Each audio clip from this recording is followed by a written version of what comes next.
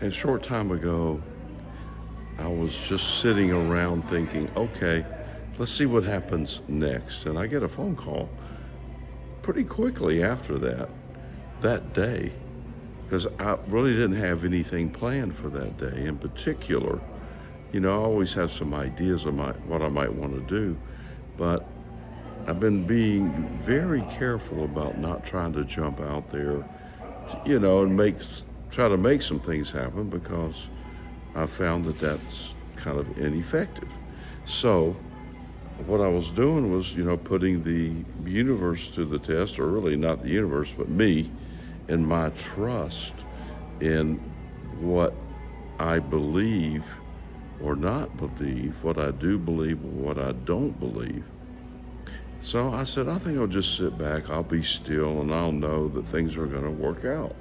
So I got a call, and it was about a couple, and I looked at it, and it was this guy that has been calling me for quite a while about real estate, and I'm thinking, gosh, should I even answer this, because he just doesn't know what he's doing with real estate in terms of, what I'm looking for. But, I said, I got to answer it. So I answered it, and he had a couple of multifamily properties. And I said, yeah, these might work. So I made some offers. The sellers accepted it way too fast, and I thought I was coming in a little bit low. But as I did some more research, I found out, oh my gosh, these things are in really bad shape.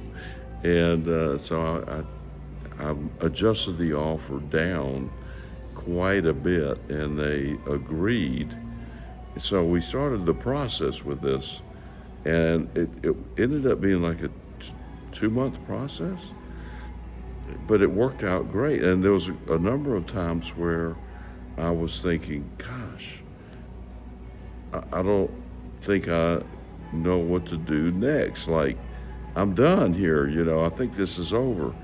But then I said, no, it's not over until I say it's over, It's like that. And so sure enough, I did something else, and we just kept going with it. And by the end, I ended up renegotiating, I don't know, like the third or fourth or fifth time. I lost count. But the properties were under serious duress. The city was wanting to essentially come in and tear them down. And there were hearings that have been going on for 2 or 3 years, which I found out about kind of toward the end of this whole process. But anyway, so bottom line, I ended up buying them and selling them the same day, and did quite well financially, very well. Now, that's not the point, but it is kind of the point. The point is what's next. I said, wow, I really like that. I think I'm going to do some more like that. So then I made the mistake of taking action and looking for something to do that with. And so I found a few that I thought would be good. And so I made some offers, and we negotiated pretty aggressively and got a couple of those offers accepted. And then I said, all right, let me go look at these and see, what's going on. So I drove for like 3 hours or 4 hours. I think it was 4 hours to look at the first one. And before, I just drove by the outside, and I said, oh my God, and there is no way, no possible way that this is going to be any good at all, because the picture that I had seen was not the picture that I saw when I drove past the outside. The one that was posted, it was not the right one. It was kind of like, it was a dating app, and the real woman, or in some cases, of course, the guy shows up, and it's not what the picture, represented. So I went ahead. My realtor showed up. He said, "You want to look in?" I said, "Well, I'm here. I might as well walk through." And it was just as bad or worse on the inside as I had imagined. So we walked out, and he says, "What do you want to do?" I said, I want to terminate this contract. I'm not going to do anything with it. I'm not going to do anything except for terminate." And then drove to the next one, which was another hour and a half. We did that the same day. And I said, "Well, this was advertised as renovated, but from the outside I could see it needed a new roof. So I got inside, it needed kitchens, it had termites flying around, it had termite damage, little structure, on and on. There's no point in me going through that."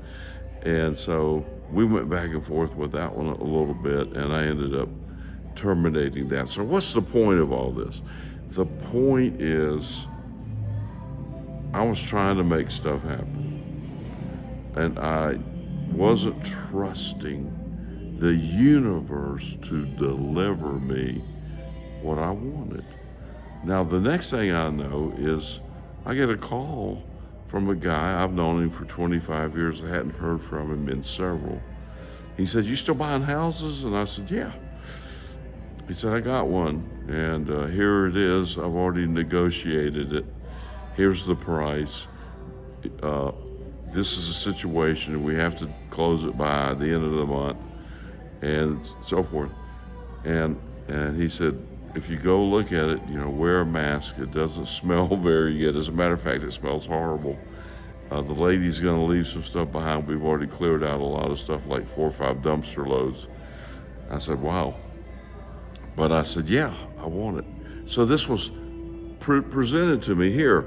It's negotiated, everything done.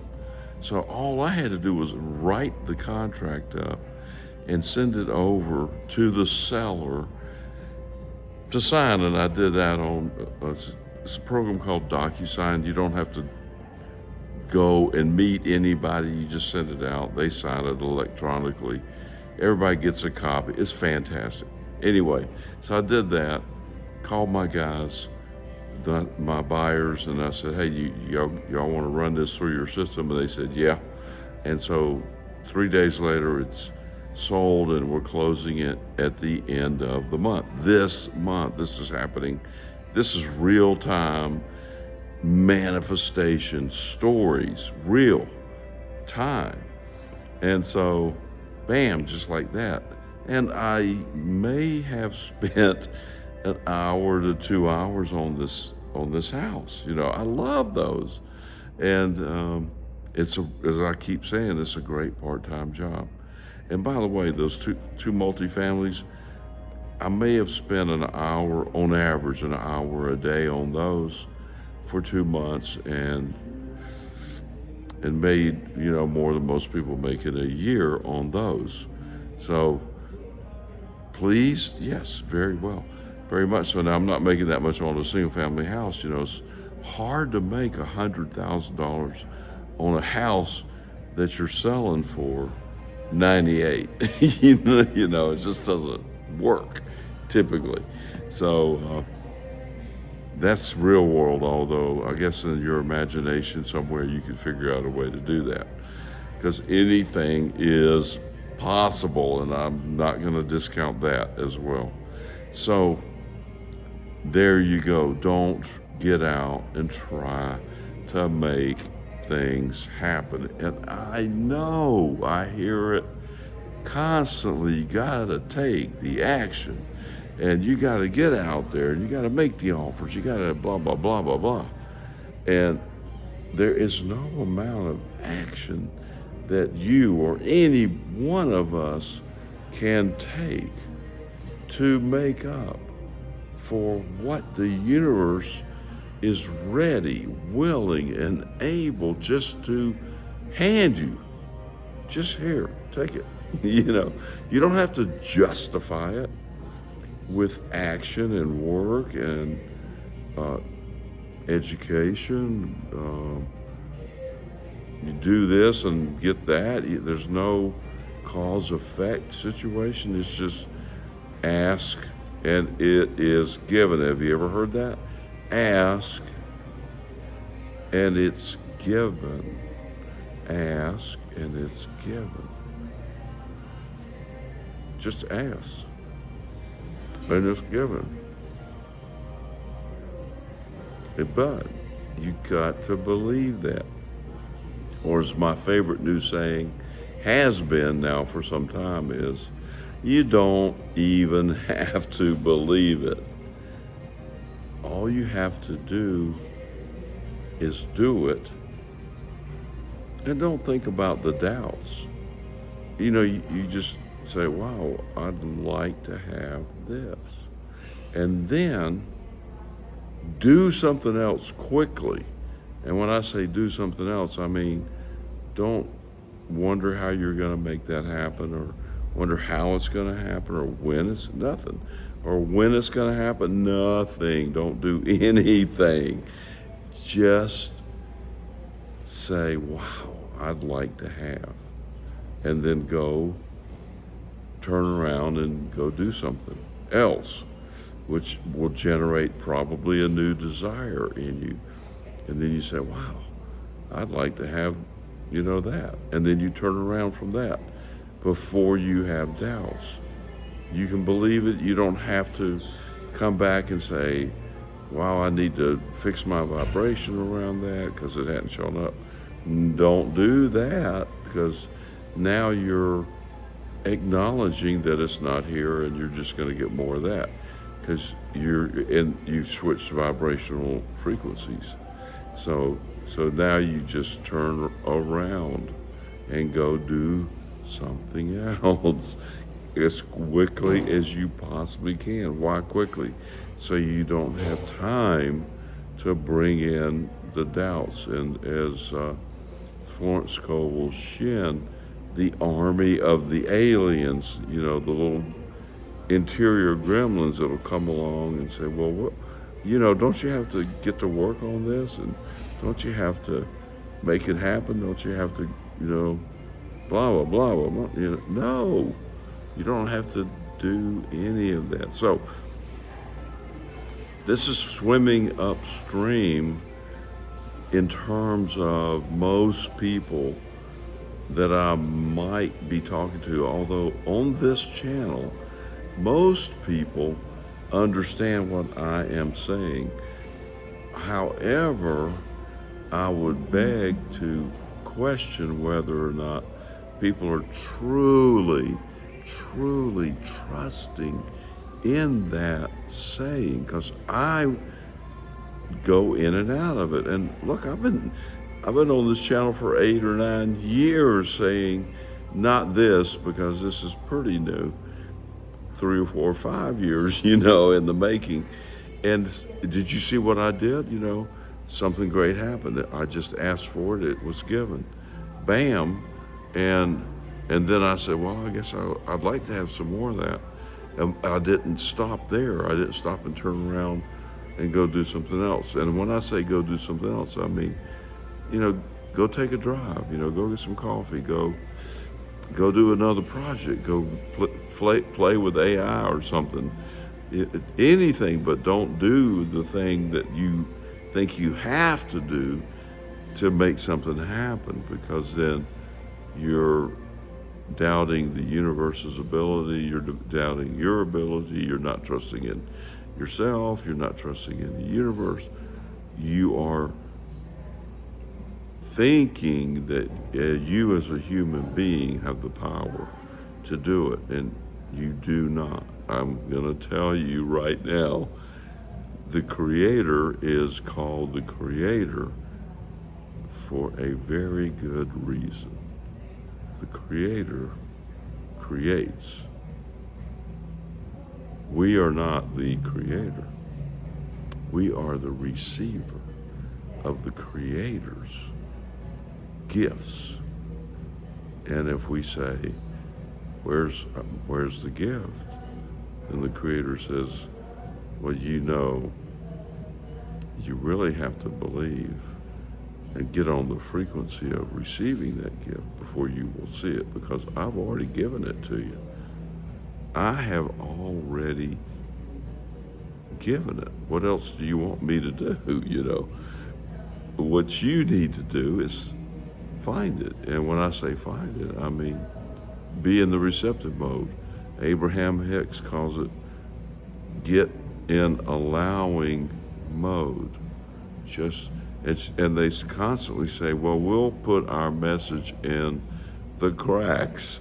And that's the cracks of us and our thoughts thinking, what do I have to do? What is it? That's the thing about us humans. We're constantly saying, okay, what do I have to do?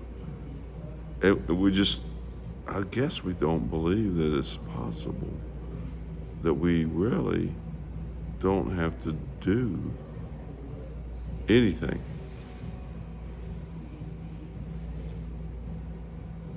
I'm just going to let that sink in. We don't have to do anything. It's why? It's already done. And this is where I bring in no time. And this is an awful lot for somebody who is hearing this for the first time. It's too much for most people. And I need to learn when to stop, when I need to, because I want to tell everybody everything.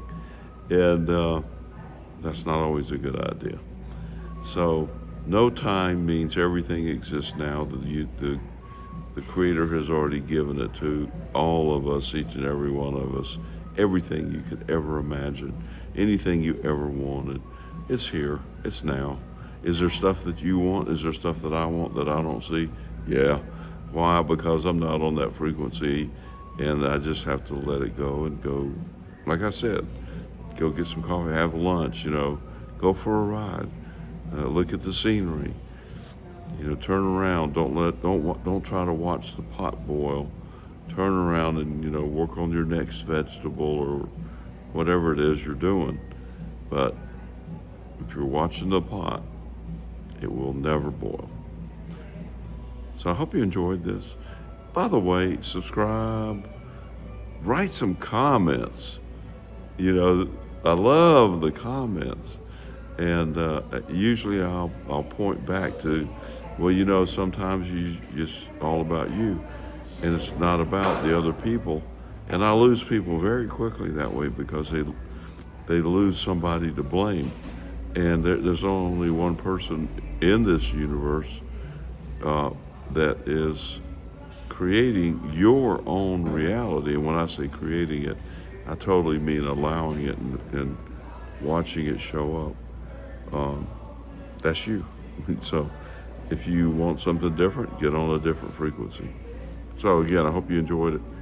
Subscribe, comment, ring the bell, whatever, that means that when I put something out, you'll get it. So have a great day and go do something you just love to do. All right.